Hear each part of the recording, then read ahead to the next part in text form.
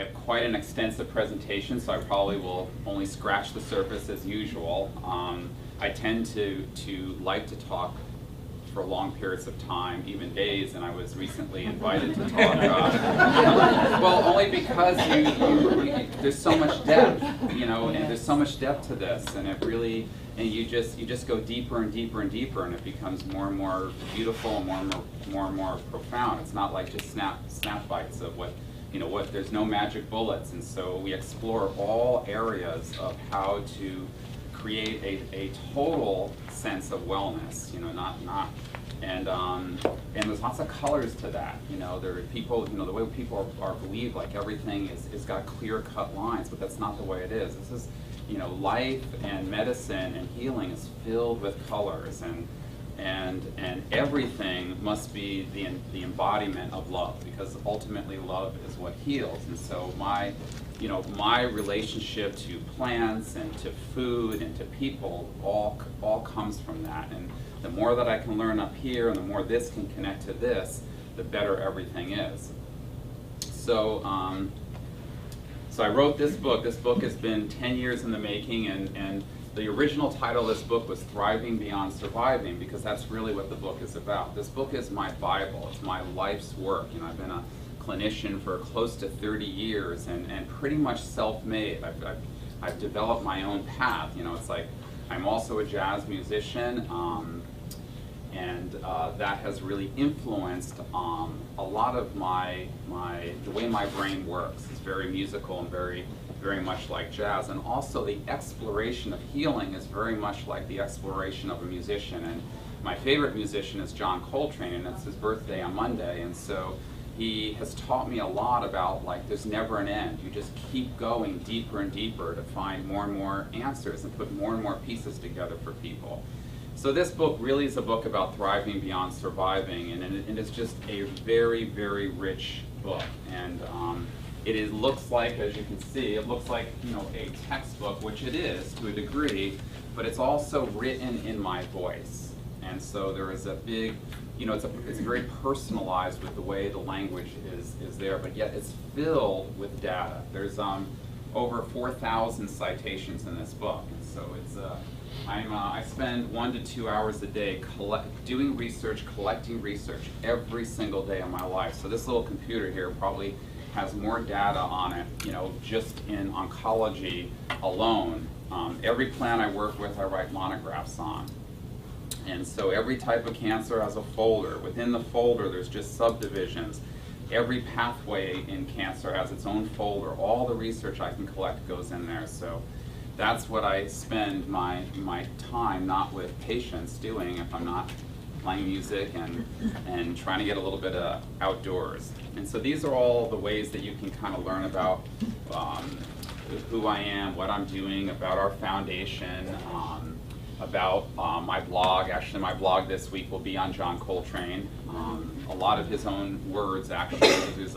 I refer to him as a saint, and you'll see by, you know, just by his quotations, you'll get a warm sense of, you know, of his heart. And then, but I do a lot of things on food, on recipes. Last week I did it on coffee. A couple weeks ago I did it on the caution or the dangers of sunblocks, and how people are led to believe that this is really the way to prevent skin cancer.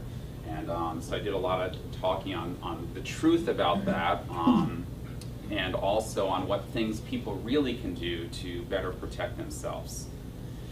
And then my product line, Natura Health Products, which is a product line that I've developed of botanical nutritional medicine. And it's not like anything else you would find anywhere, on any shelf, anywhere else.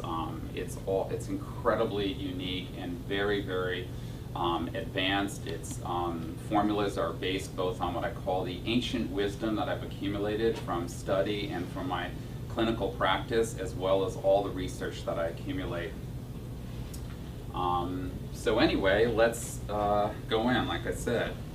So chronic disease, the book is about stress, the impact that stress has, and how there are different kinds of stress, and then what is stress, then then it leads into chronic disease, which is all becoming more and more prevalent because our population is aging, and then aging. And so how do we mitigate, not do anti-aging. I'm against anti-aging because aging is a beautiful thing. There's nothing wrong with aging. There's nothing wrong with dying. We just want to promote a state of optimal health. That's what we're trying to do. How healthy can we be? Mostly integrating things that are very natural for us to be doing. People and plants have co-evolved since the beginning of time. Every civilization has used plants for food and medicine, every single one. And plants are the most humble sign, for me, of God's love for the world. There's nothing more to know that we walk down the city streets and what do we see? We see burdock piercing through the sidewalks. We see pokeweed in some dump site. And these are the plants that are traditionally used actually as purifiers to the body and traditionally used to treat cancer, the plants that grow in the most toxic environments. There's some message being taught to us. So, and I often say, when people go into the hospital and they can be advancedly ill and they've been poked and pricked and scanned and this and that, and then someone walks in with a dozen roses and presents that to them, it's the first time they smile, maybe. First time they feel a sense of healing and of health. The smile comes over their face. Then the next thing they want to do is smell the roses. And then again, they smile again. And rose is a very powerful medicine. It's what we call a Shen tonic. It nurtures the spirit of the person.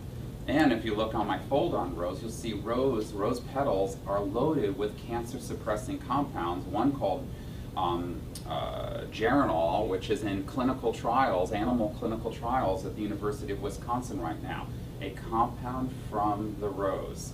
And it's the same compound that gives the rose that beautiful scent that we get from it. So anyway, just to paint a little dark picture temporarily, but we're in big trouble with the way things are heading. If everything else in the world and in the country goes perfect, the healthcare system is going to bankrupt us. People are getting sicker and sicker. The expense going into caring for people entering their later years and the amount of people entering the workforce is disproportionate. In other words, there's more and more people getting ill and living with illness that is very costly to manage than are feeding into the system to provide. And so we have to find better solutions, and one of the first steps of solution is to promote health, not wait to be ill, and if we are, still use as many things that we can. So this is just kind of going through statistics, and then to also look at how many drugs have been out, and then what we call the ineffective rate. The unsuccess, Alzheimer's disease, drugs are failing big time. Out of all of the drugs that are in trial for cancer, all breakthrough drugs, most that even are making headlines and exciting are extended life at the most 2 or 3 months. Drugs that are costing $100,000 a pop. Some with a lot of side effects still, and these are the bright lights. A lot of drugs are actually failing, and even some drugs like Proveg, for example, which is the drug that was approved for prostate cancer, it's even controversial whether the data that was presented to approve the drug was not false data.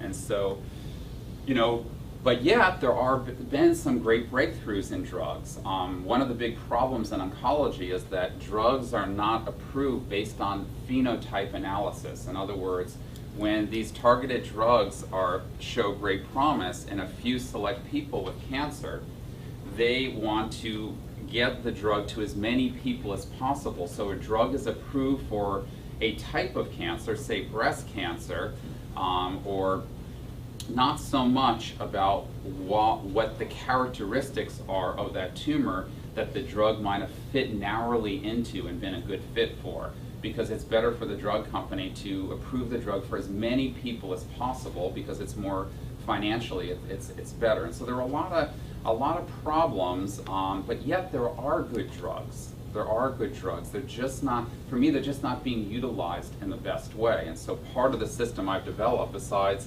integrating a plethora of botanical medicine, nutritional medicine, dietary medicine, lifestyle medicine, it is to try to figure out what people are going to do best on what drugs. And that in and of itself is complicated. But that's kind of what I do. So here's the other problem, is that they're stockpiling people with many, many drugs. And one or two drugs, a drug for arthritis might cause gastric ulcers, then you need a drug for that, then you need a drug for this, and then all of a sudden, you know, you're on 5 to 10 medications, and people worry about herb and drug interactions, but there's not a lot of research on drug-to-drug interaction in of itself, and that tends to be way more problematic and dangerous than the worrisome of herbs. So I say a new approach is desperately needed. This is kind of cancer, some cancer statistics, and the rate of, how many people are probably going to be diagnosed at some time in their lifetime with cancer, and distinguishing between what we call indolent disease, which is really still called cancer, from intermediate cancer to aggressive cancer. So we all think of cancer as one thing, and then distinguishing cancer in someone 30 years old different from somebody 80 years old. There are hundreds, if not thousands, of different types of cancer, and we just put it under this umbrella called cancer. And so we have to start to be able to differentiate, what is basically a byproduct of just aging and still cancer, but we really don't need to do anything but continually work on our health getting better, and then there'll either be a standstill or we will be able to live a long time with cancer and live healthy, rather than necessarily be treated very aggressively and maybe eradicate the cancer but live a shortened life and a poor quality of life from a cancer that actually needs aggressive treatment. And some people say, I don't want aggressive treatment. They come to me and say, I'm come to you for not doing aggressive treatment. I said, your cancer is aggressive. It needs aggressive treatment from someone else that probably doesn't need aggressive treatment. So being able to distinguish the characteristics of the cancer, then being able to diagnostically look at the microenvironment, which is the terrain of the body, and look at a lot of chemistry in the body, and then even going outside of that and looking what I call it host factors, which are more subjective and more about learning about the person's health through relationship. So that's what we do. And so you can see a big epidemic in the country is obesity, which relates a lot to insulin resistance, which isn't one disease either. It's different from person to person. There are a lot of endocrine imbalances that contribute to this, and many other factors, endocrine disruptors in the environment, many things we have control over. And so this is linked big time to cancer, to cardiovascular disease, and to neurological disease as well. And so here's one area that we can work on, even in our small children. Getting them to eat healthier and to exercise and do very basic things can help set them up metabolically to be healthier later on in life.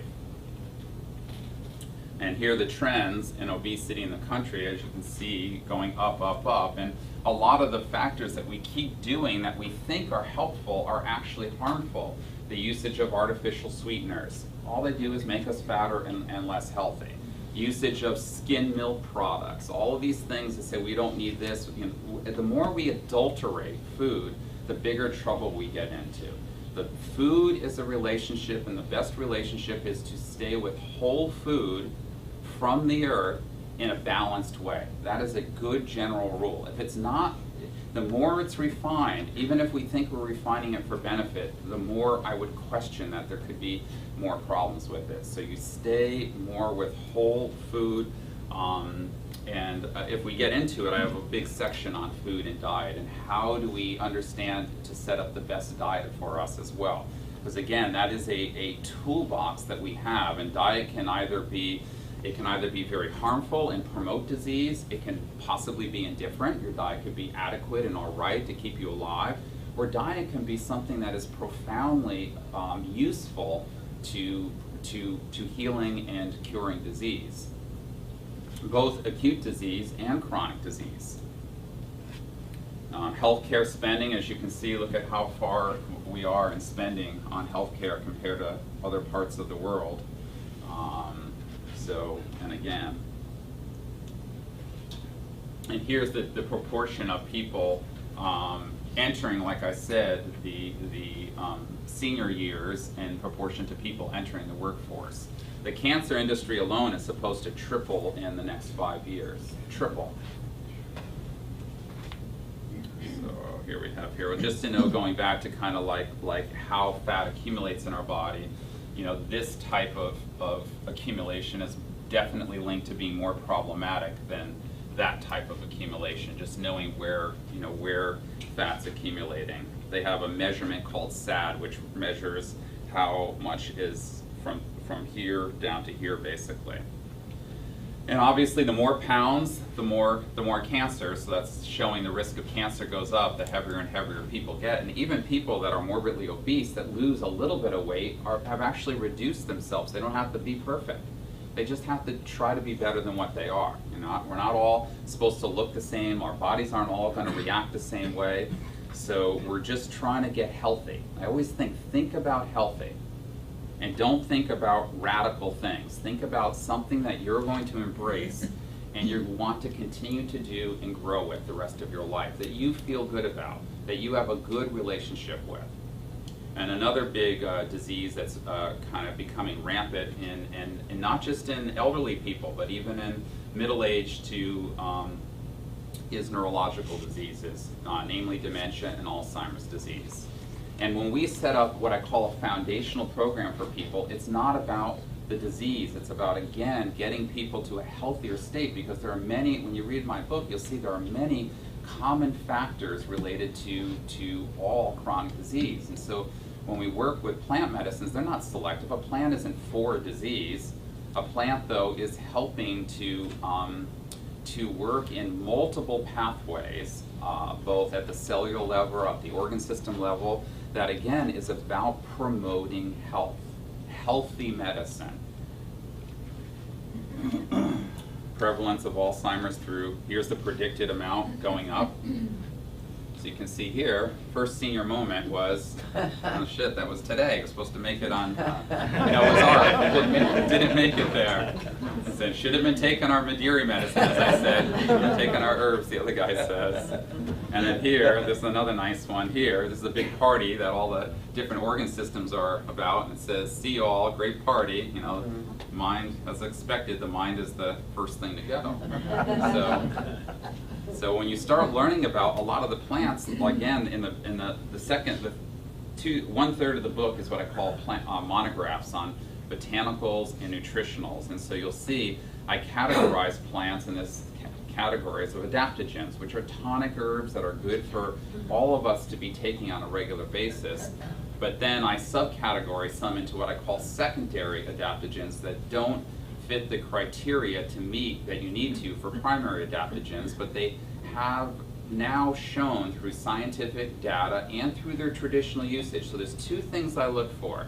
How much has this plant been used by a civilization or a traditional medical model for hundreds, if not thousands of years? And then how much are we learning about the scientific investigation of these health properties? And so when those two things are meeting together and saying similar things, it's such a beautiful fit. So a lot of the plants, besides primary adaptogens that we use to help minimize the aging of the brain, we have plants like bacopa, centella, which is also called godicola, salvia mederiza, ginkgo biloba, rosemary and sage, a lot of the common culinary herbs that a lot of Mediterranean countries have used, and a lot of the Asian cuisine of turmeric and ginger. I mean, these plants are amazing for health, both to be using in small amounts in our food, but also now we have what we call medicinal concentrations of those plants that we can take every day in a supplemental form, and that's kind of what we do. So now we move into chronic stress, and stress has, stress and anxiety in and of itself can induce insulin resistance. So here you can have someone that is trying to eat really well, they're trying to do all the right things, but they are under a lot of stress. And their body now, because of what we refer to as their genotype, meaning like how your genes are set up to respond to stress based on your ancestry. So some people's genes, when they're under a lot of stress, that means fat preservation, hold on to fat, you know, and so you start building up of what we call the WAT, which is the white and adipose tissue. There's two kinds of fat, brown fat and white fat. Brown fat is actually good. We efficiently burn that for energy, and even white fat has its place, but it's not so good for longevity in most situations. Where it comes to be really good is if we're all stuck on a boat somewhere and we've run out of food. The people with the most white fat are probably going to live the longest, you know, because their bodies are set up as insulation. But in all other circumstances, it's not that conducive. And so when people get put under stress, their alpha-2 receptors go up, and all these things happen in the fat cell, accumulate. And so that's, and then the thyroid starts shutting down. You get inefficient endocrine function, because everything is about slowing down the metabolism, preservation, as a response to chronic stress. And sleep deprivation is a big problem in our society now. Do you know that Americans average 1 hour less per night of sleep compared to just 50 years ago? 1 hour less across the board. You add that up for a week, that's a full night's sleep, right? And yet we're pushing and asking more and more of ourselves with the stimulation we're all getting constantly, constant stimulation.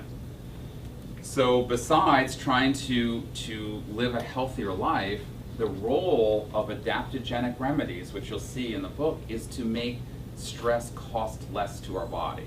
It's one of the best ways to understand what are these plants doing. And there's two types of general stress. What we always refer to stress is actually referred to as distress. Distress is the negative things that are happening. But even positive things are asking a lot of our body, but we don't think they're stressful. Someone can over-exercise and say, I love exercising, I love being in shape, I go, I'm just this is just wonderful. That's incredibly stressful on the body. They're overdoing it. But euphorically, they feel good from it, so they don't perceive that as stress. When negative things are happening, that's actually referred to as distress. And then you run into issues.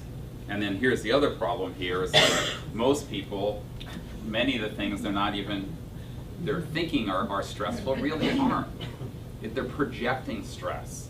And so that's one thing that we don't want to do, is project. We want to, live, without that.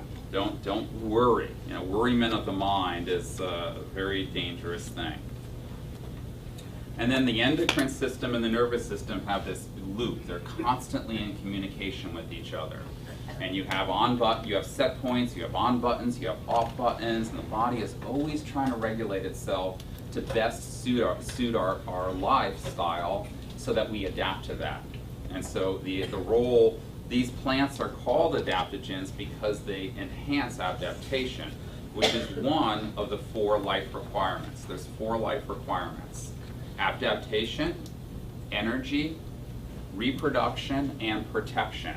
And it turns out that adaptogenic plants help us in all 4 ways. We have better energy efficiency, better ability to adapt, better ability to reproduce. So the endocrine system, the hormonal system that is necessary for reproduction, is supported mostly through the hypothalamic pituitary adrenal axis, kind of the hub of the endocrine system, and they improve our protection.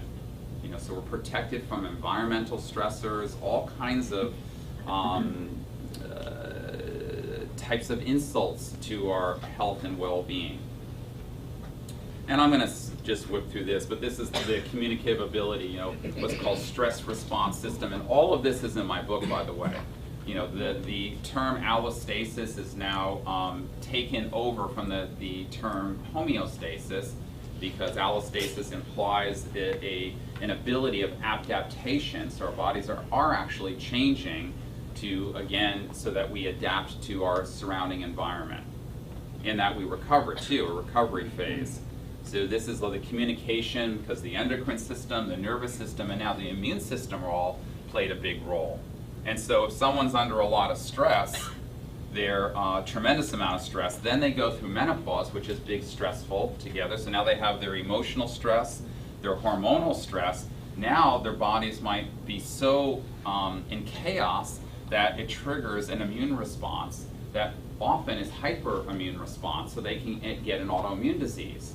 But what was the initial trigger? It was an inability to cope with stress. So you go all the way back to the beginning, you say, how do we improve? How do we strengthen that endocrine system so it doesn't get over revved up? So you can have someone with rheumatoid arthritis now that's treated with very strong toxic immunosuppressive drugs, when really what you need to do is go back and nourish their nervous system and their endocrine system with plant medicines. Or you need to juggle both. Because if they've already entered a hyper state and it's like an overdrive, you do need something to bring that inflammatory response down, but at the same time you nourish the health of the person. And then when this gets stronger, you peel that away, and now you have good health again. That's kind of the way we do it. And like I said, this isn't black and white. Everybody's different, everybody's situation's different, and you need to be able to improvise a little bit. So I'm gonna whip through some more of these. This is a really nice, so repeated stress. You can see dysregulation of the immune system here. You know, inflammatory mediator cells in the tumor microenvironment. So stress and the release of what's called your stress hormones, namely epinephrine, norepinephrine, and cortisol, can be major triggers to cancer growth and metastases. And stress and immune dysfunction again.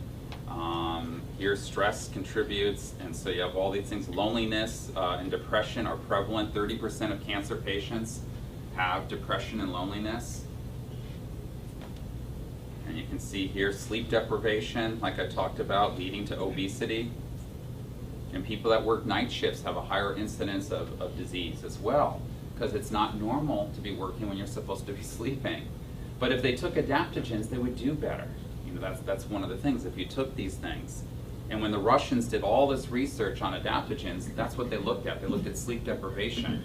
They gave it to people on submarines that were off for months and months under the ocean, didn't see the light of day, or people that flew at nighttime. They noticed, you know, huge improvements both in recovery and also in mental cognition, how well they were performing, and the reduction in depression and anxiety as well. So here's the beta-adrenergic receptors, which activate a switch here in breast cancer, you can see, increasing metastases. So when someone's diagnosed with, first of all, people often are depressed or under stress. They get diagnosed with breast cancer, more stress. They undergo treatment that's stressful to the body. Chemo, radiation, surgery is stressful to the body. And nothing is there to support this. So this is, you know, this is very, very important. And combining a GABA enhancer actually may significantly improve survival rates. 2 animal models have shown that. So again, balancing the nervous system, balancing the endocrine system. And that's what herbs can do that drugs will never ever be able to do. They'll be able to communicate with the innate healing force of our body, our life force, and modulate it and support it, and not dictate what needs to be done necessarily. You know, drugs are really good if we were all robots, because they're very mechanistic, you know, and they're good. Plants, not so much, although they can be. You know, they can be used. And here is a complicated one, but this is all of the effects of when that nervous system is overactivated. All the intercellular pathways, a lot of these are called matrix metal protease, vascular endothelial growth factor, the cytokines, interleukin 6 and 8, these are all upregulated in cancer, and then stress upregulates them too. So again, this is one of the areas. And then there's what's called the stress response addiction. People actually get addicted, and like I said, they get a euphoric feeling. You know, somebody might jump in an airplane, go fly to Japan, make this awesome business deal with these Japanese people, don't sleep at night, drink up all night drinking with these people, but they were successful in their business world mind, fly back, they feel great. That was enormously stressful for the body, and they get addicted to that. Now their being is totally related to their doing, and they don't understand themselves outside of their success, you know, in the business world. And I deal a lot with people like that, and so they're, all of who they are is linked to that success. They can't see themselves outside of that, and it's a very, very big addiction.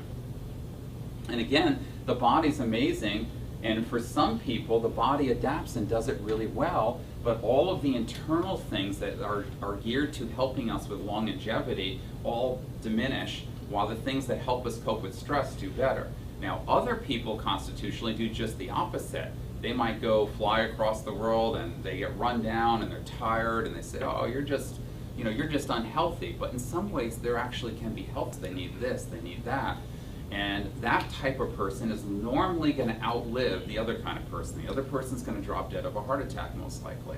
You know, and I often say, if you study animals, you'll see, what's the longest living species in the world? The turtles from the Galapagos Islands, 350 years old. And what they've learned is they have a very slow metabolic rate. They're never in a hurry. And even when they try to put them under stress, they still aren't under that much stress. They still react very slowly and very thoughtfully, you know, and they're graceful in their movement. And so and when you study animals, the more fast and darty the animal, the shorter their lifespan. Just look at the whole animal kingdom. It's just that way. Everything that's operates like in a spastic way just doesn't live very long. And so when we keep becoming more like that, we may do it well, but it's going to shorten our lifespan, no doubt. And we're going to miss out on really the truth of life. We're really going to miss out on that, you know, on that contemplation and that, you know, who we are, what our being is, and how that's developing. So, and all of this, like I said, accelerates cellular aging in response to life stress. Anxiety predicts mitochondrial infarction in men. More so than anything else, people worry about their cholesterol, but what about their anxiety? This is more linked to heart disease than a lot of other factors, but people don't want to address complicated issues. They want everything to be so simple.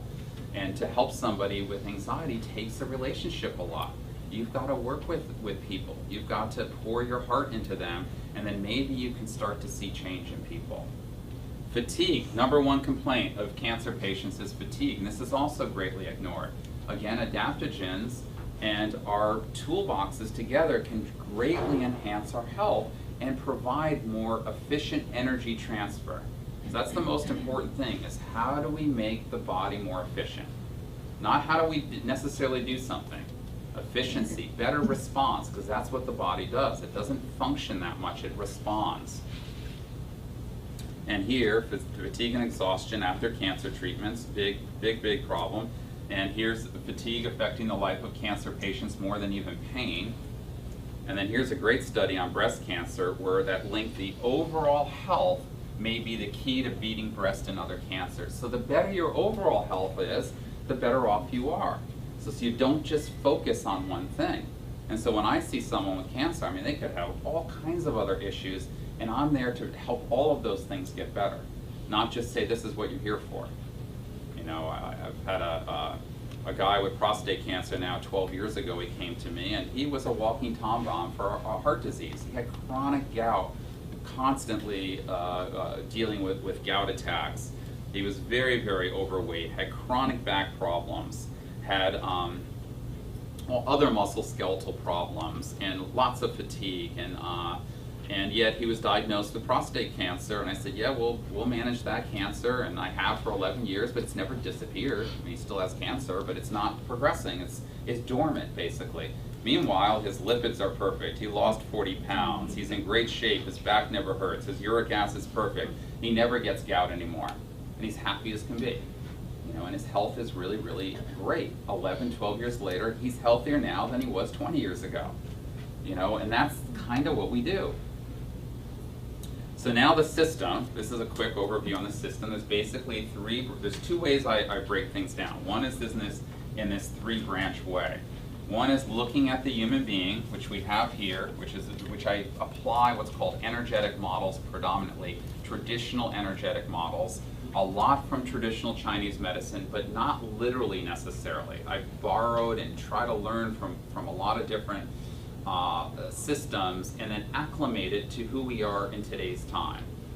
The second is looking at the external environment. So that is self, this is us.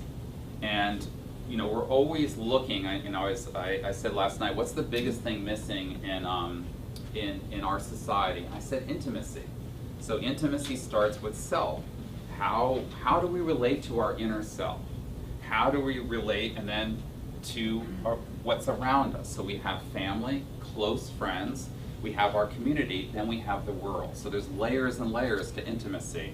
And I would say that's one of the biggest things missing in people's life. And then so here's the external environment, and this is kind of looking at the biological terrain. It's looking now at the GM, like the GM project, or looking at the tumor itself, and looking at molecular characteristics and trying to understand, again, like I said, the phenotype. What is it about this tumor? Because cancer is its own energy. And so that's kind of the system. And all of this is important, and unfortunately in today's world, everything's fragmented. So even people that are looking at just the tumor are usually specialists in just one area. They're looking at one mutation, P53 or P27, P21. They're looking at one growth factor, epidermal growth factor, and that's what they study. You know, and this is complicated stuff.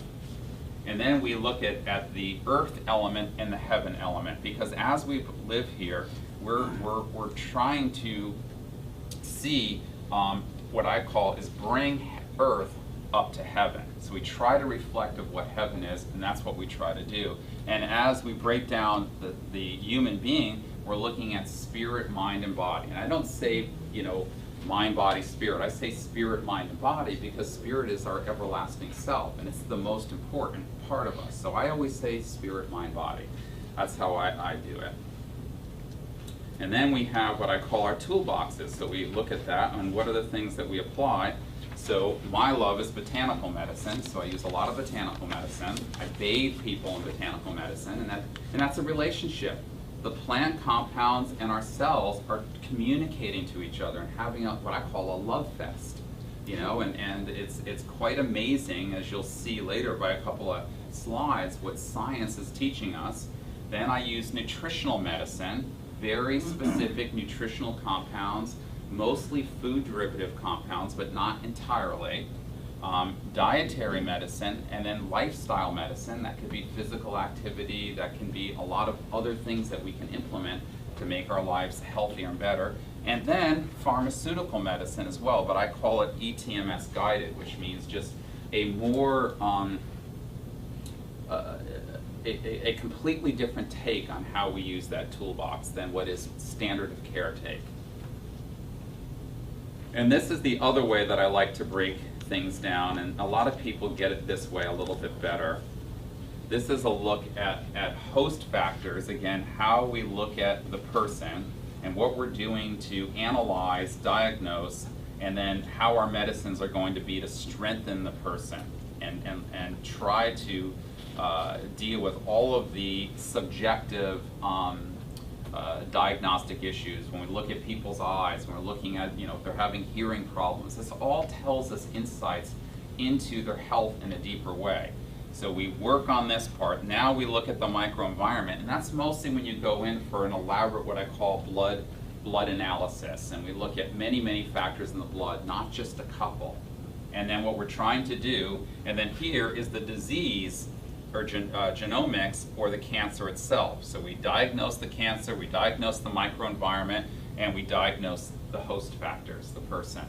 And then the objective is to create an environment the most conducive to the host and the least conducive to disease. It's a very basic concept. What can we do to alter that? Then, in the case of more aggressive cancer, what do we do to actually target the cancer? This cancer actually needs more than just these two factors being addressed, and then we go that direction too. And that all works simultaneously together. And this is a good way of just looking at, you know, just botanical medicine alone can be used to work on the host. It can alter the microenvironment, and it can even be used as part of your treatment plan against the disease or the tumor. 65+% of all chemotherapeutic drugs are plant-derived or originally were based on isolates from plants, just so you know. And then our botanical toolbox usually breaks down into this, and what we emphasize is adaptogens and tonics. This is what builds the foundation. You know, when they first started building all these hotels on beaches, like in some of the areas like down in Cancun, what did they do is tear out all the mangroves. And they built these big hotels up, and what happened is the beach eroded. There's nothing holding the beach in place anymore, it just erodes. So now we all know the importance of mangroves. So whatever we do medicinally for our body, what are our mangroves? What are we doing to keep our foundation as strong as possible? And that's what these kind of plants do. Adaptogens and tonics are there to do that. And then we have other things that are enhancers and modulators, not necessarily stimulators, organ system enhancers, things that we do to strengthen and protect certain organs, whether we got to emphasize kidney protection, liver protection, heart. You know, if someone's undergoing adriamycin or an anthracycline, what are we doing to protect their heart? You know, what are we doing? You know, so things like that we can do, and yet we're still working with adaptogens, which we know protect the heart, which we know protect the kidneys, but now we're going to things that may be a little bit more specific, so we're combining this and this. And then in the field of cancer, we use a group of botanicals called alternatives and apetics. They're more lymphatic drainage plants, improve cellular nutrition, and more classically in Western medicine, the herbs used to treat cancer, but also herbs to treat skin diseases and diseases of what's called toxicity. Removing what's called heat toxins from the body. And then we have herbs that are more what I call attack modes, things that actually have cytotoxic activity. And then specific plants we might use, plants that are specifically based on the constitution or the symptomology being presented by the person, both acutely and chronically, because we have to deal with it all. And here's a good look at the nutritional toolbox. So we have immunonutrients that strengthen the host. That can be food concentrates, things like an undenatured whey protein, colostrum, super greens, fruits, naturized vitamins and minerals, not the kinds you see in stores, but like in our new product called Nutri-1. All of the nutrition in there is food derived, organic and food derived. Very different than standard vitamins and minerals.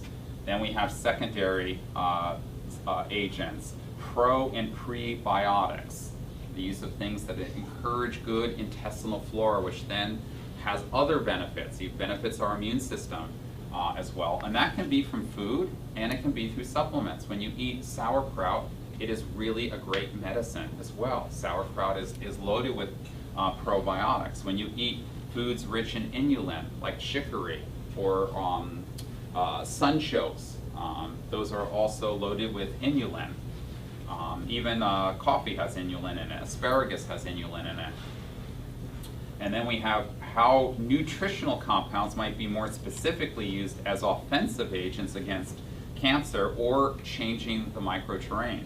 So we, for example, most people with cancer have a high propensity for thrombosis, so clotting factors of the body.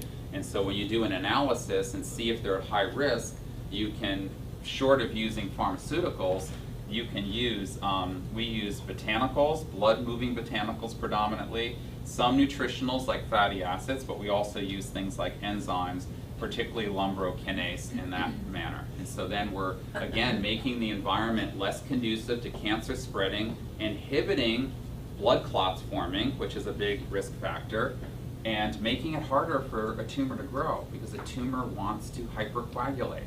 And then everything else, you're changing the camouflage or mesh that a tumor has. And so when someone is even undergoing chemotherapy, it's hard to get into a tumor.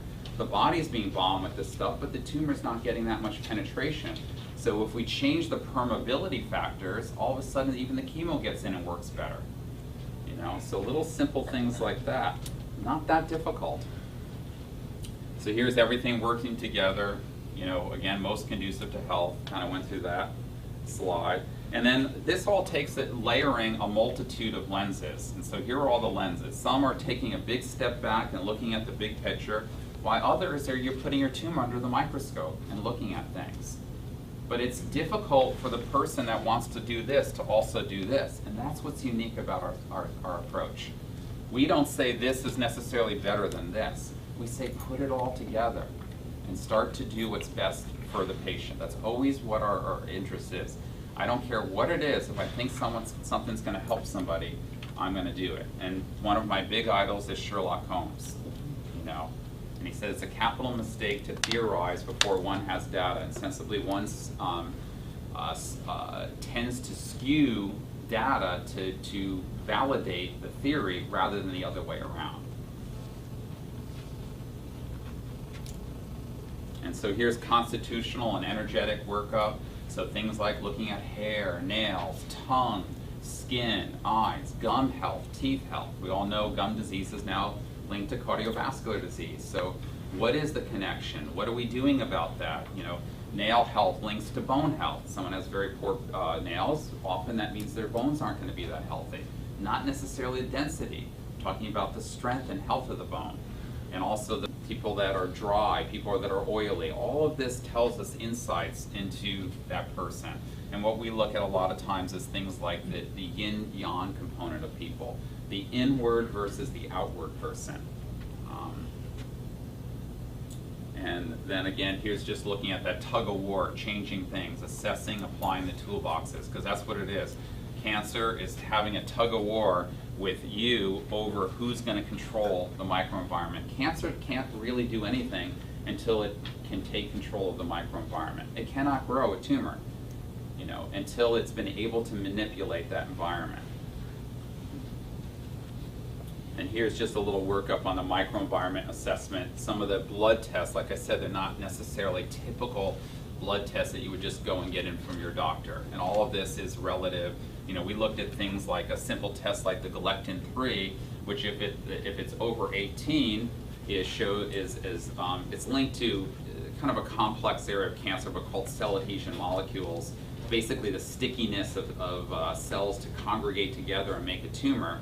And we have a simple agent called modified citrus pectin we do that lowers the galectin levels and makes the cancer cells less sticky. It also is good for heart health as well, because if the heart is more rigid, the galectin-3 tends to be very elevated as opposed to supple. So when your heart's beating, it has nice flexibility in it as opposed to being very hard. And hardening of the arteries, hardening of the heart, you know, hardening of the body is not a good thing, but it is a product of aging.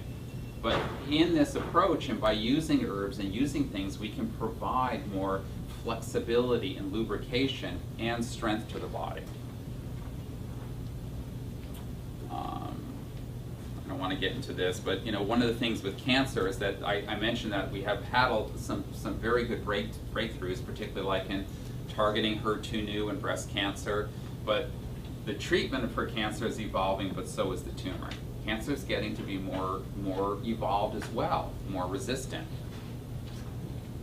And so when we're doing that assessment on the tumor, these are all the factors that I do. We have constitutional factors.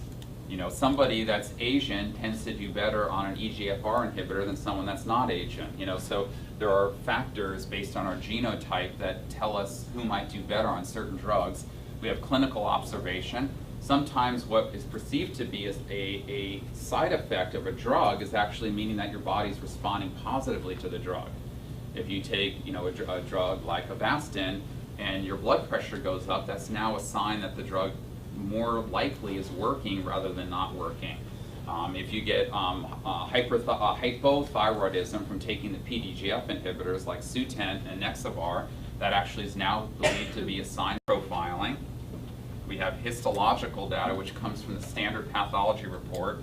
And then we have what's called tumor-resistant and tumor sensitivity studying, which is a look at the live tumor and how it responds to different agents.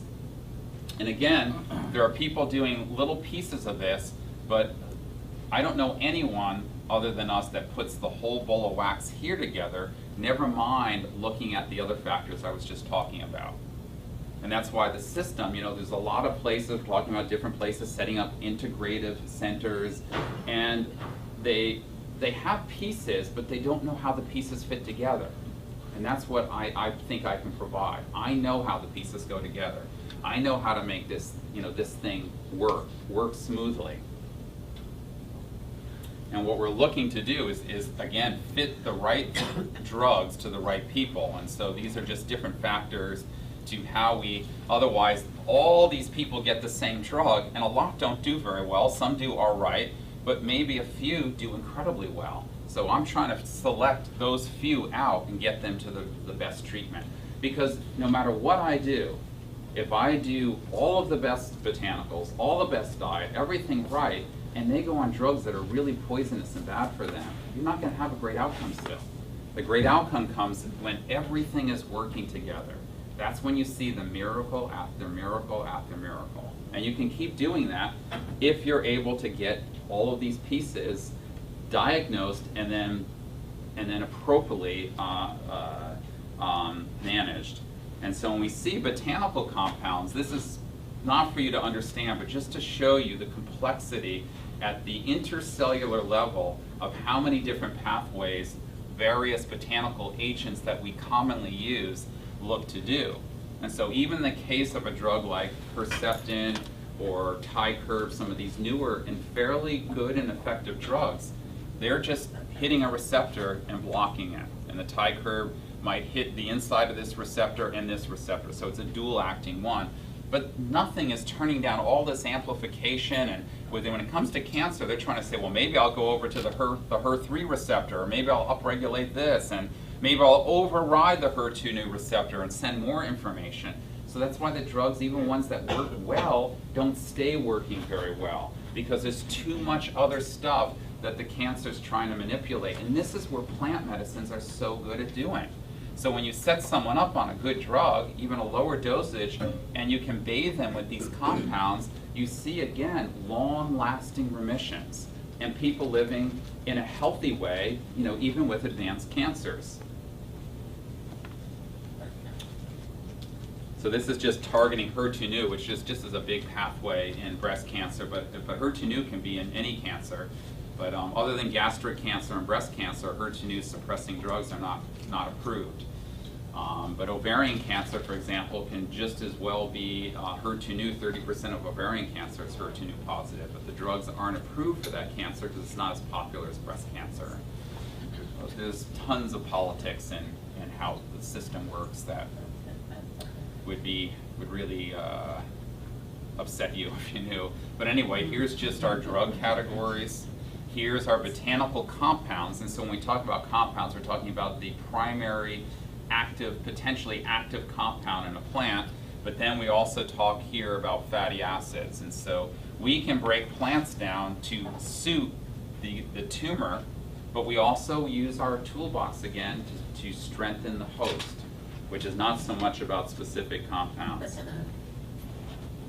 And here are the elements. I'll probably go about 10 more minutes and then start to take questions if that's all right. But these are the thematic elements here that go into how you think. And so we try to combine both knowledge, which we're pretty good. People, you can go on the internet and get some knowledge. You get no wisdom. Wisdom is ancient. You know, most civilizations, you're not even considered someone to look up to. You're over 50 years old. You know, you're just still learning, basically. You know, and we're now in a society that doesn't respect that anymore. Older people are just washed away, and they have all the wisdom, and everyone thinks they're smart, but they're just getting most of the time the internet. 90% is false information.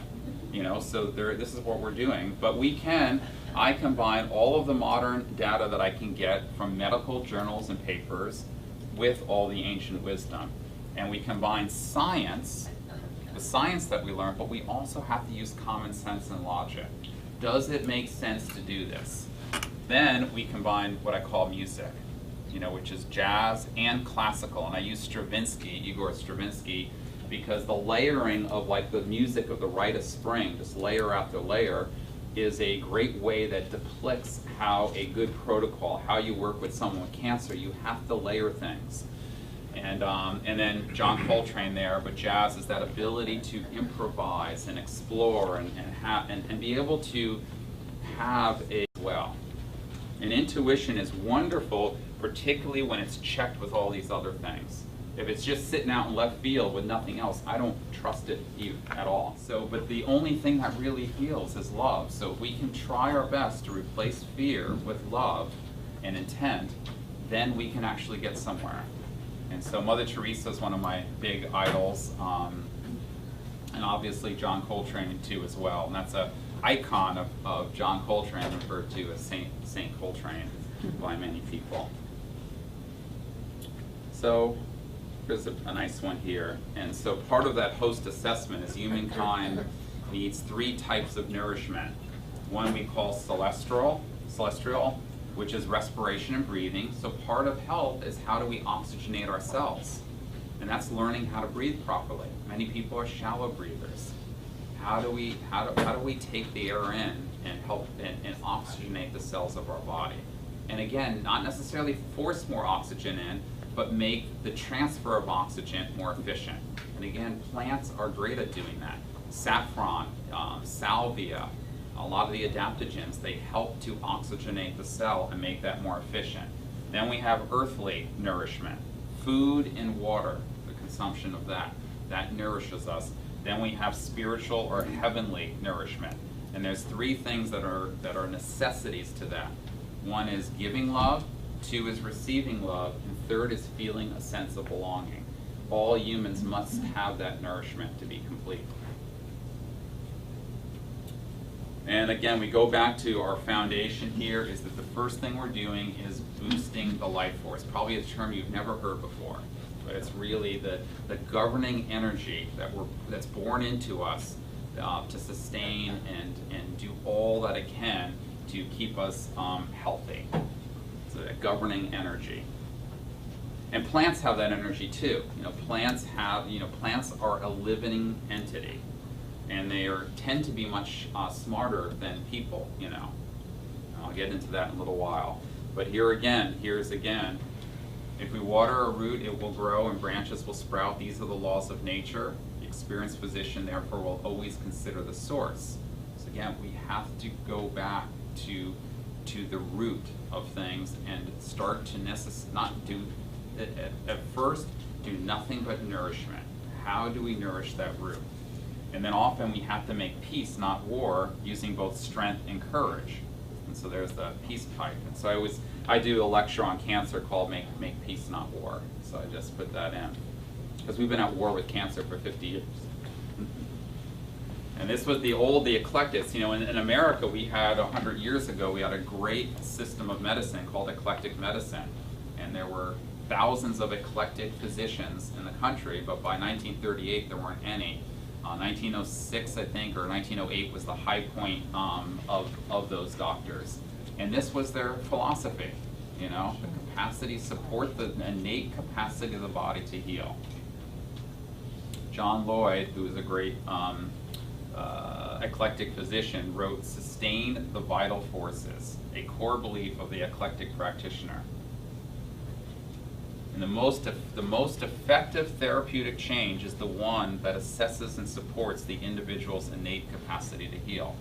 So you might be able to get a honeymoon therapy with something and get relief, which is important and good, but it's really not healing in any way. You had taken a whole lifetime to develop, osteoarthritis. If in a week doing something you feel all better, that's honeymoon therapy. Like it takes months and months and months to actually show therapeutic change, build the cartilage back up, possibly heal that.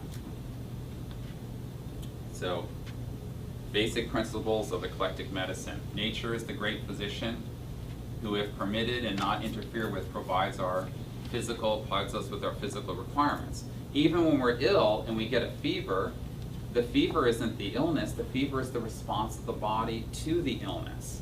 So, but yet fever out of control can be dangerous, but we've gotten too worried about that aspect and not really realized the benefits of fever. The most important thing with fever is to induce perspiration. That's the number one thing to do, which again, herbs are remarkable at doing. So disease of whatever nature is caused by a lack of equilibrium and an imbalance, the result of abnormal conditions in the body, or the result of congestion due to poor elimination.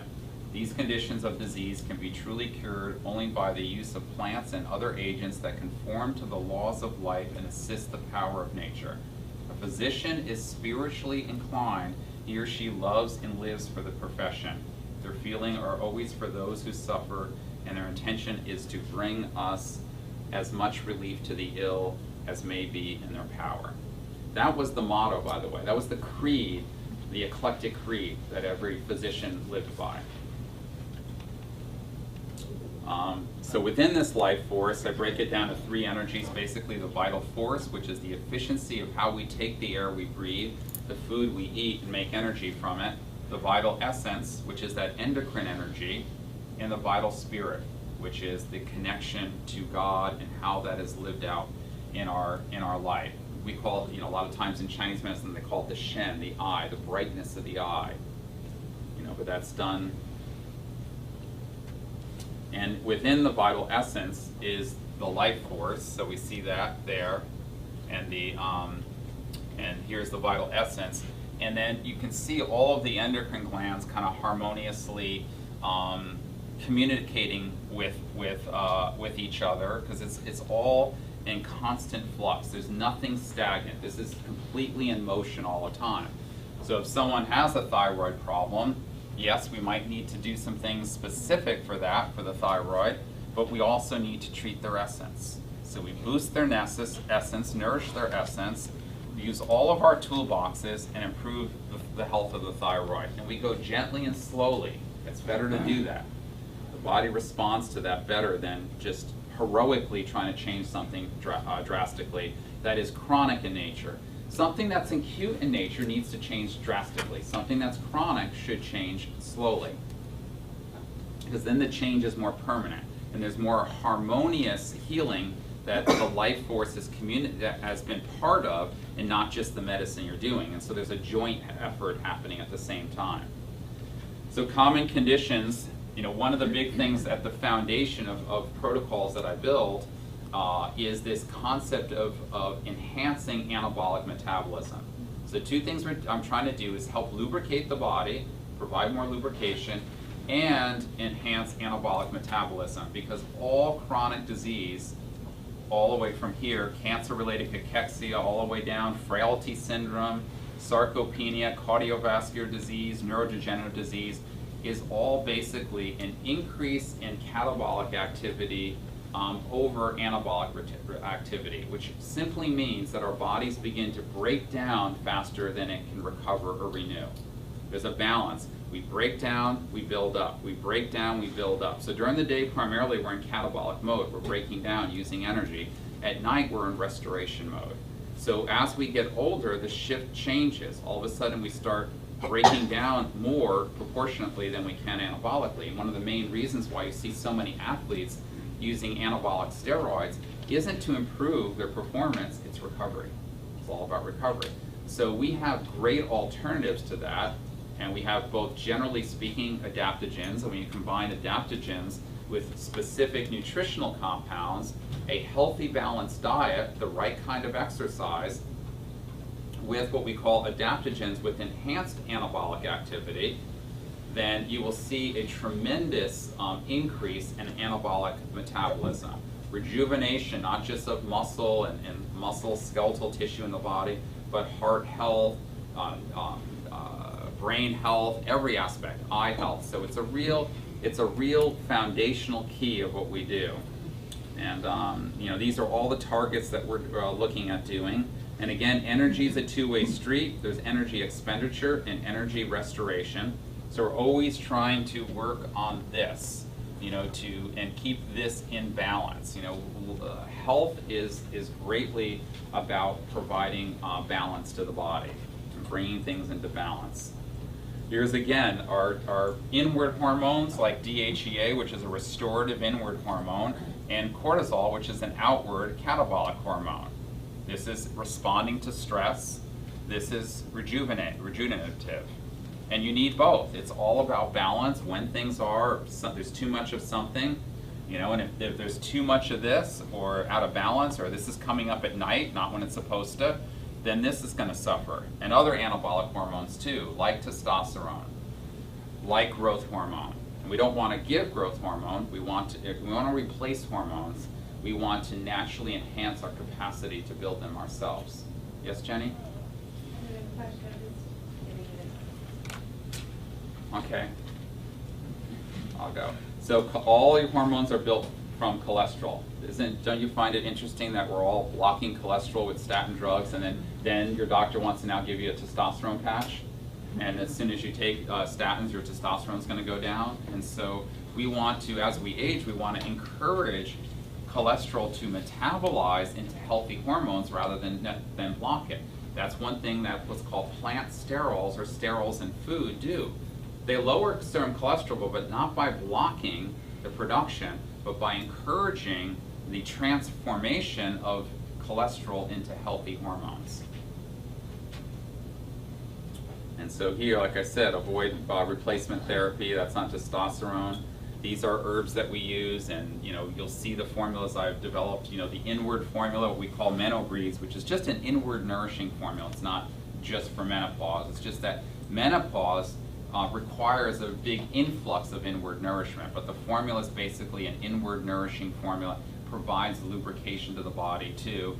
And then our outward nourishment, which we use mostly with botanical and night gain, which contains those are some of the key plants in those formulas. And so that's a good, and this is now all in herbal medicine, so we're going to skip a few things here. And I call it sacred herbs, you know, because I just feel like, you know, plants again represent our Creator in a beautiful and profound and very humble way. You know, the most humility I see is in plants. You know, they're just selflessly there for us to embrace and have as our food and medicine. And I said, here's a Stefano Mancuso, who's a great Italian plant biologist who's been studying plants, the intelligence of plants, and he is totally convinced that plants are way smarter than people. You know, just to understand that a plant cannot get out of the way of anything attacking it, so it can't move, it's stationary, and then a plant can't go and get nutrition either.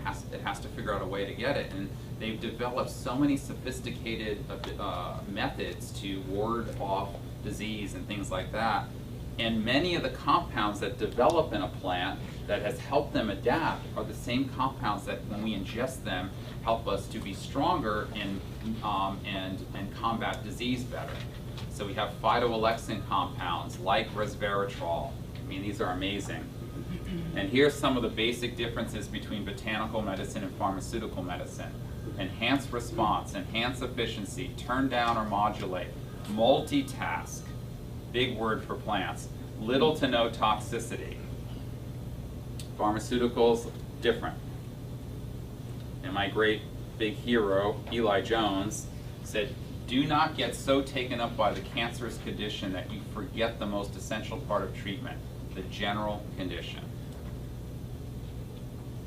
And these are, again, categories of botanical medicines. And here's on our adaptogens here. And that's we categorize them into primary, secondary, companion, and then nutritional compounds. So our two formulas that have primary adaptogens, our flagship formulas, are Vital Adapt and Power Adapt. Vital Adapt is a little bit more inward nourishing and maybe a more general formula. Covers a lot of bases. It goes outside what we would call the standard classification of adaptogens, in that it has a lot of supportive herbs, and you'll kind of learn about the categories. You know, when you read my book, you'll see why there's that combination together. You'll kind of get a feel for that.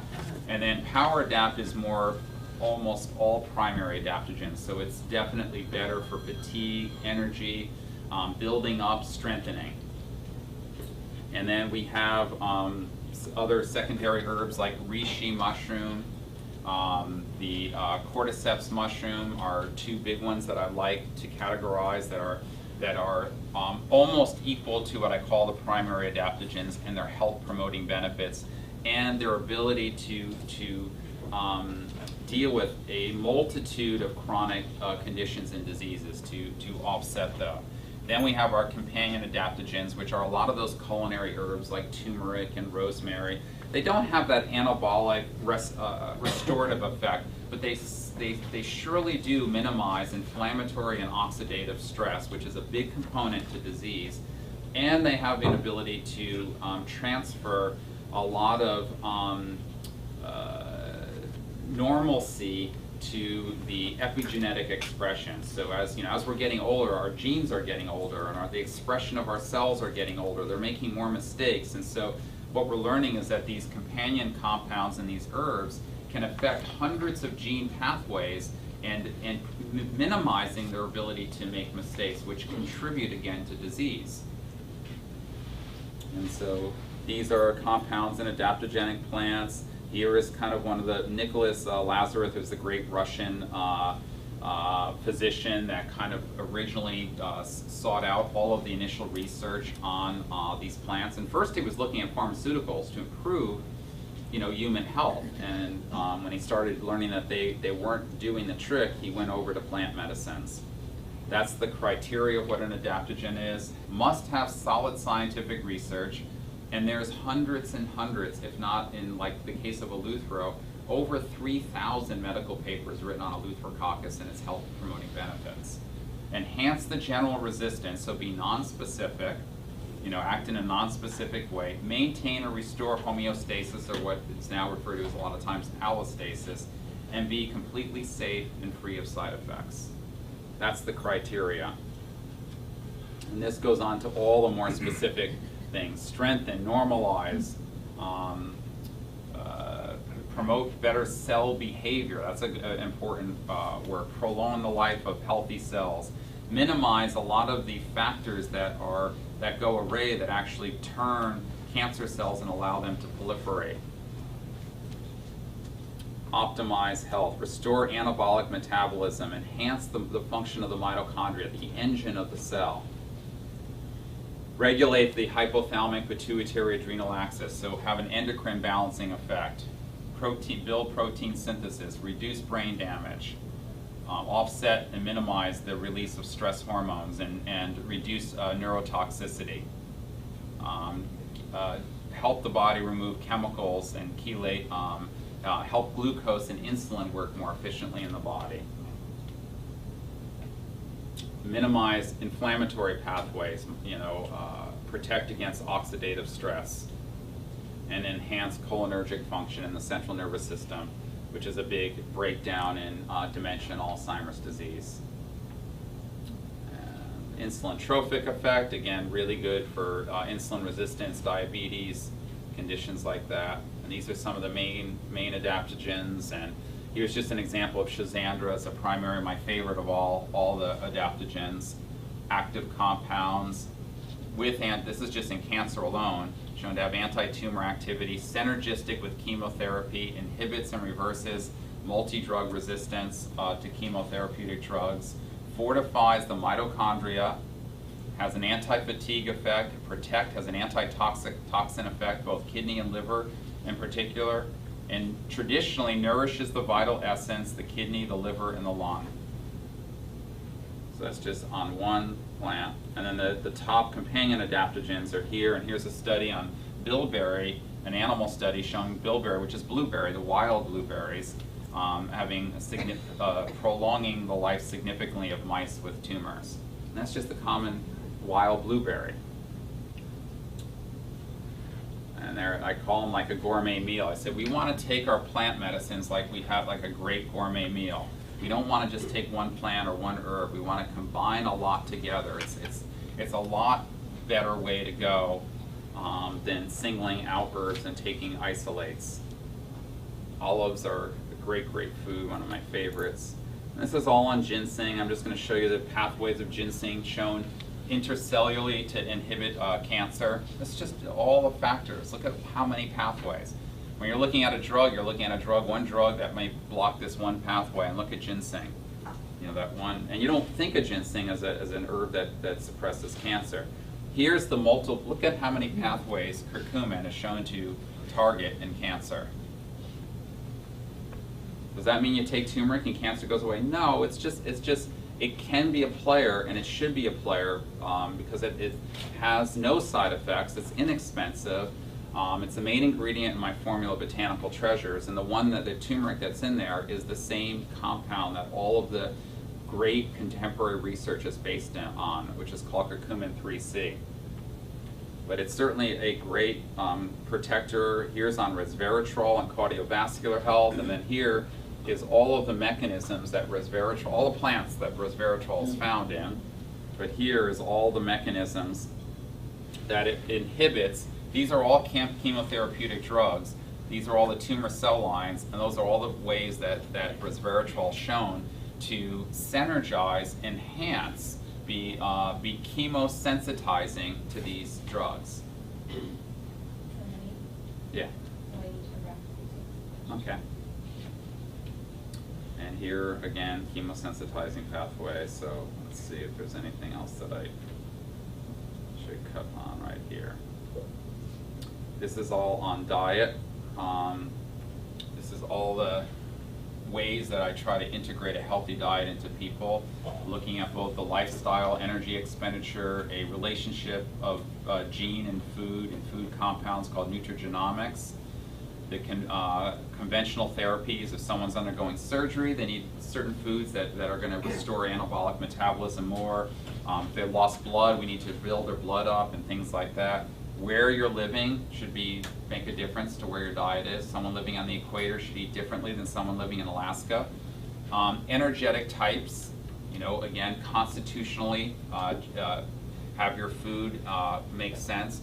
Traditional and ancestry or ethnic background preferences, that also. Type and location of the disease or cancer.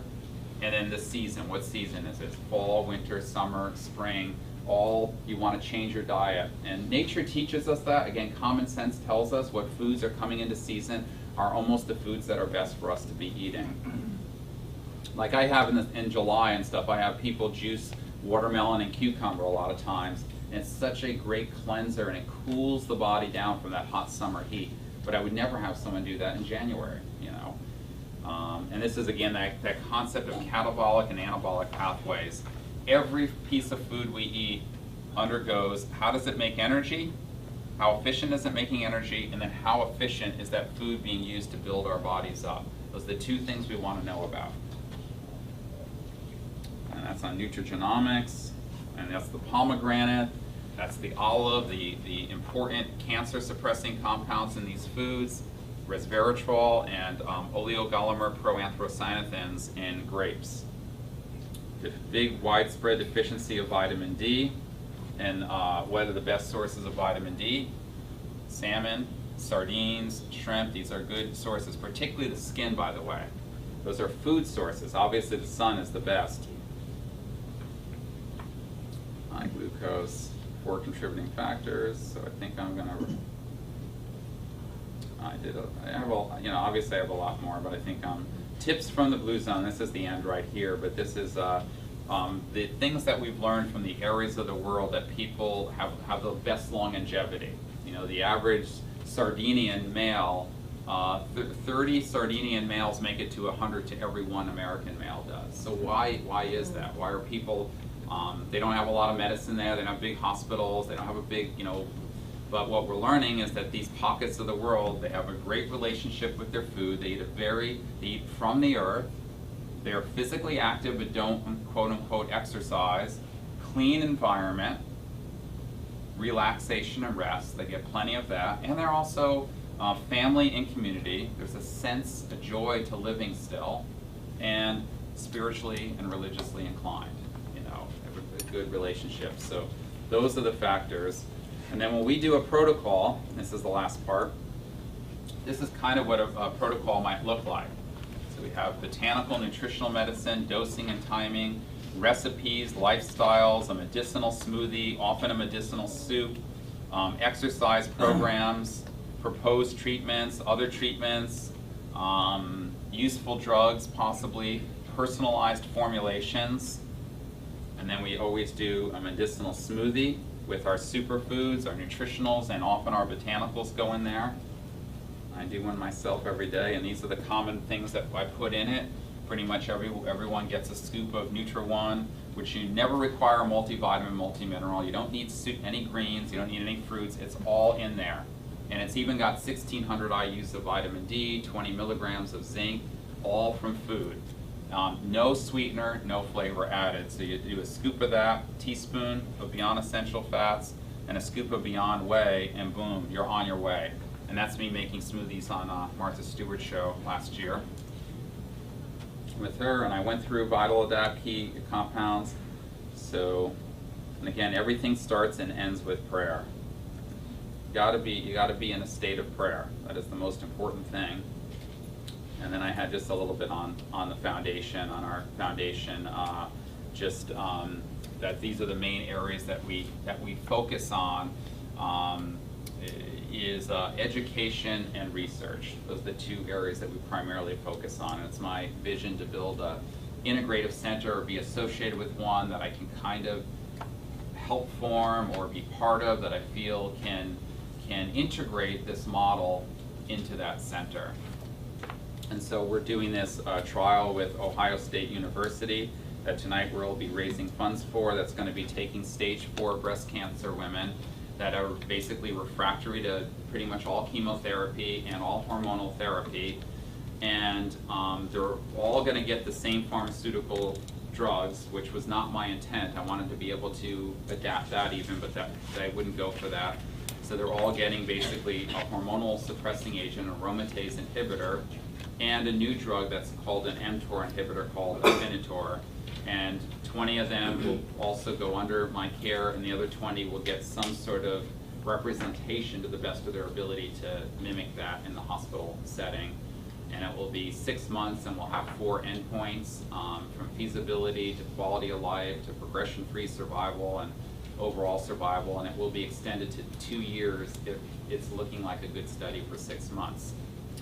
So that will be a big ordeal, be done with the Stephanie Spielman wing of Ohio State University, which is their new breast cancer center there.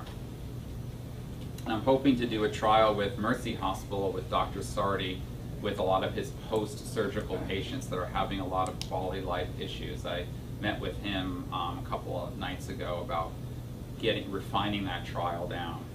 No, but it's hard for me to have people really understand the value, the immense value that some things are.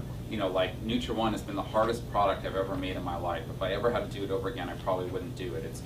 It's so hard to meet certain nutritional profiles working with live living food, as opposed to just going and getting, just buying raw materials that are vitamins and minerals, even pretty good quality ones. They're not the same as what this product is. To get that, and then to assay it out to what I feel people really need. I mean, why take a supplement of something that 99.9% of people either have adequate amount or even maybe too much, like copper? Why would you have a multivitamin with copper in it? There's very, I'd say there's probably 1 out of 1,000 people that might need copper, if that. But a lot of people as they get older are iodine deficient, vitamin D deficient, zinc deficient. So in this one, not only is it living food, methyl donors are high, but it's also assayed out to provide in a scoop nutrients that people tend to be most lacking in, in our society. And then to be able to take that in a scoop rather than swallow 8 more pills, because that's what it would take. Because again, to do a vitamin like zinc from food requires that really maybe 1% of the total package is a vitamin. So you have, the bulk of that, 90%, are synergistic compounds that work to work along with the zinc in this matrix, basically. It's like things like beta-glucans that have great health benefits, but we don't know about them like we do the need for zinc. But they're intrinsic factors that are vital and important to health. And so you get all of that as well. So it's really, the message is really hard to get out, to people. Then you have, all of the greens. You have spirulina, chlorella, barley grass, nettles, a lot of nettles, 500 milligrams of nettle greens in each scoop too. That's my favorite green of all. And then fruits. Yes, Jen? I would just add to that, to answer your question, that I'm done. That's my wife, Jen. I would just add to that the answer to your question is really yes, because he's established such a strong foundational protocol and formulas that cover the bases, so to speak, with so many, addressing so many different underlying factors and meeting people's needs nutritionally and energetically and all of that. I think he's made it a lot simpler for people to be able to comply, and if they have trouble with taking a really big protocol, it's easy to help direct people to the most essential things. Any other questions? Yeah? Not to get off the subject, but you must be really outraged about genetically modified. Yes, I did a whole blog on GMOs. I'm totally outraged about it. And a lot of people, I feel like there's an over, like gluten is like notoriously being accused for so many problems now in our society. I mean, you can, like now you can eat any kind of food. It can have refined flour, refined sugar in it, but if it's gluten-free, people will eat it now, thinking that that's health food. But it's refined food. Why would you eat it? It's not health food. And I know people have real gluten allergies, but when I grew up, we barely ever heard of someone being, gluten intolerant. And nowadays, like every other person is, if not more. And so my sense is that GMOs are really the cause of this. That our bodies, the genetically modified organisms are not food the way it was intended to do. It's been modified, and it's messing up our digestive systems, and it's messing up our health big time. And so our county that we live in, the Southern Oregon area, has banned GMOs. So they can't grow in our whole area anymore. So that's a big step forward. But otherwise, it's a huge problem because it's a growing problem, and I don't think it's going to go away. California almost had it banned in the state, but they lost. But yes. Is that kind of another off the topic? I've been doing a lot of research on reading on epigenetics, and one of the things that I've heard, but I can't find the research on, is on that the RNA in food is the same as the RNA in our bodies. Have you read anything like that? No, but nucleic acids are our food. One of the great health benefits of sardines is that they're the richest source of nucleic acids, and so they are kind of good. But we're not that much different from plants. I mean, what makes plants green is chlorophyll, and the difference between hemoglobin and chlorophyll is just one molecule, really, magnesium and chlorophyll, and iron and hemoglobin. Otherwise, molecularly, they're the same. That's how close we are to being plants.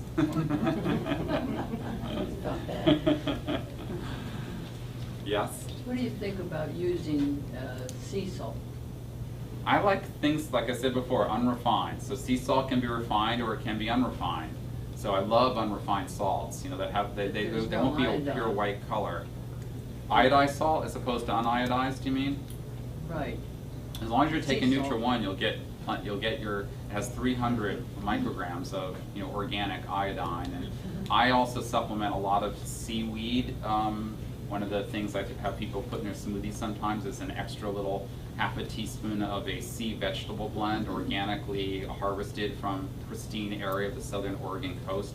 By hand, the seaweed is, and then it's dried and powdered, and so I use that. So I love sea vegetables. I think they're tremendously nutritious. But again, if you're completely iodine deficient and you have no other source, then possibly iodized salt is better.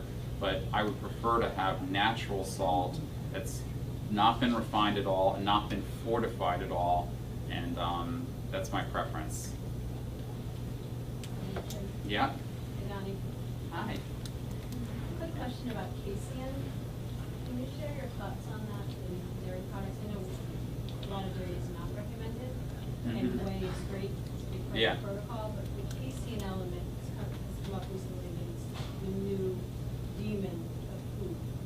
I'd love your thoughts on that. Well, it's still not, that's an association. You know, there's not any real proof that casein is the, but people also have casein allergies too. It's a big, after lactose, the next most allergenic substance in milk is casein, and usually if you get a lot of digestive problems from dairy products, then it's more lactose, but if you tend to get very congested after dairy product, it's more the casein. And so what I think is that there is association to large consumptions of dairy products, particularly when younger, with certain hormonal cancers.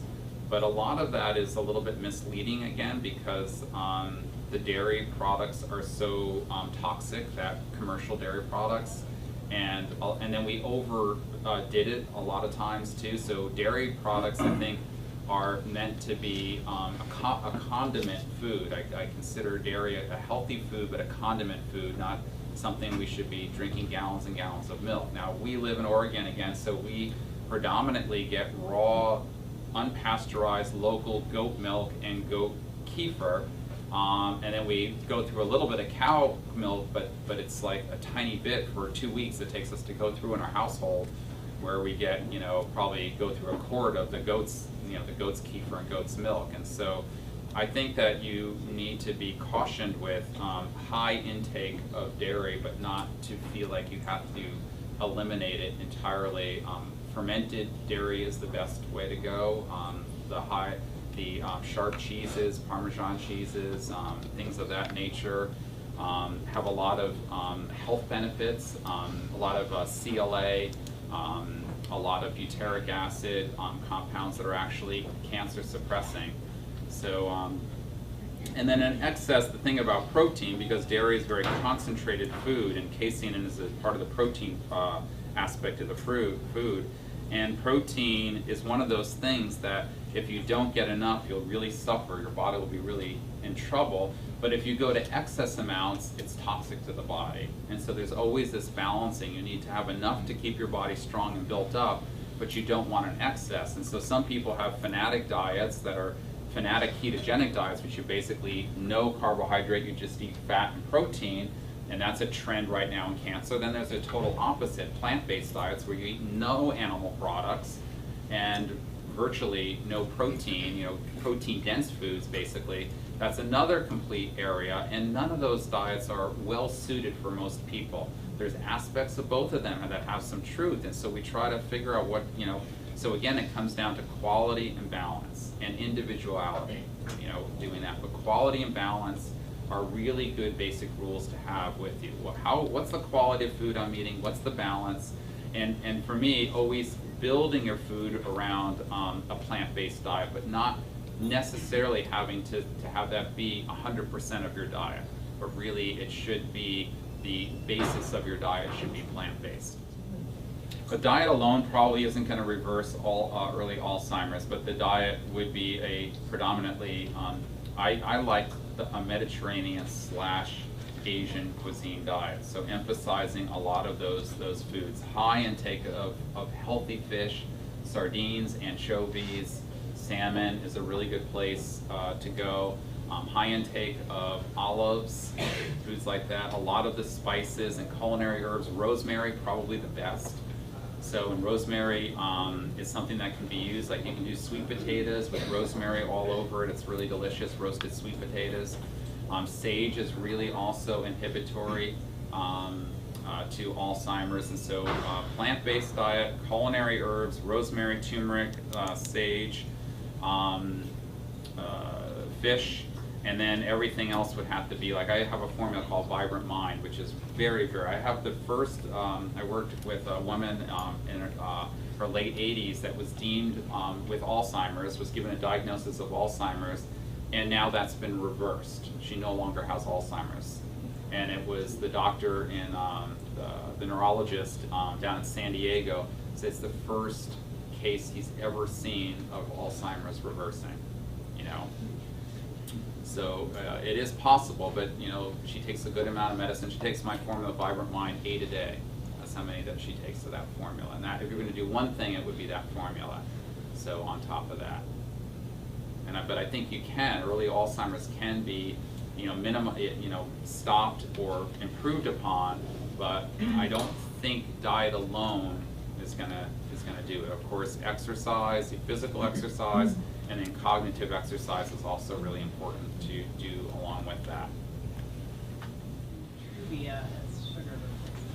Yeah, I like stevia. I think it has no health consequences.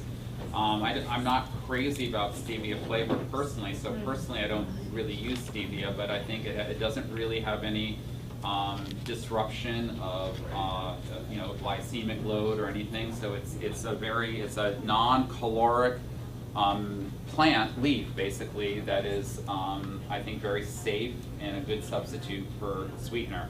I personally still use whole food sweeteners. I personally like really high quality raw honey, really good maple syrup, blackstrap molasses. Those are the ones that I mostly use. Raw honey, and then occasionally completely raw sugar cane too, organic raw sugar cane.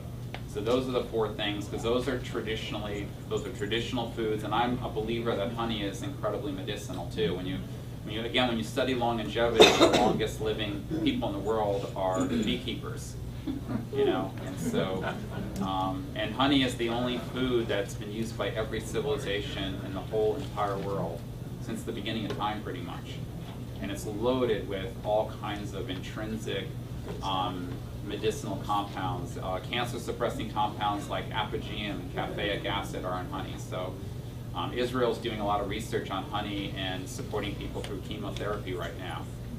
Special honey that they have all sorts of medicinal herbs out in the field, and then they're putting the bees out in those particular fields, things like echinacea and things like that. So the bees are developing this particular kind of medicinal, honey. So, but I have no problem with stevia. My favorite, which is kind of like a stevia, is called Lohan. Lohan Go. I prefer over stevia.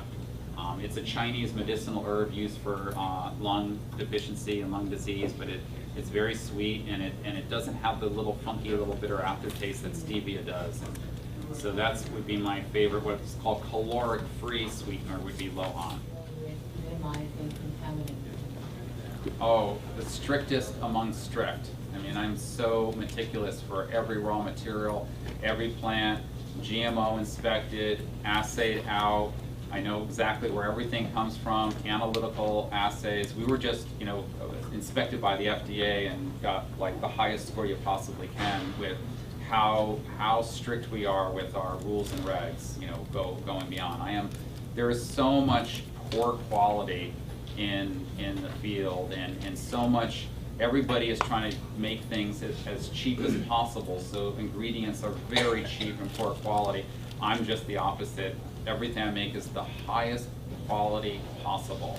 I never ever compromise that. One iota, the highest concentration, the highest quality, done the best way, preserved the best way possible, and I'm constantly tweaking things to make them better and better. And Okay, I think it's time to end. Okay. So Donnie is available to sign the books. The books are available for sale for those who want them. Maybe we'll even find a way to do a study group if people really want to do it, because it's a good way to get me to read through it. It reads very well and very easy. Thank you all for coming, and we hope we can do this in the future more, but I thought it was wonderful. So. Yeah, it was great.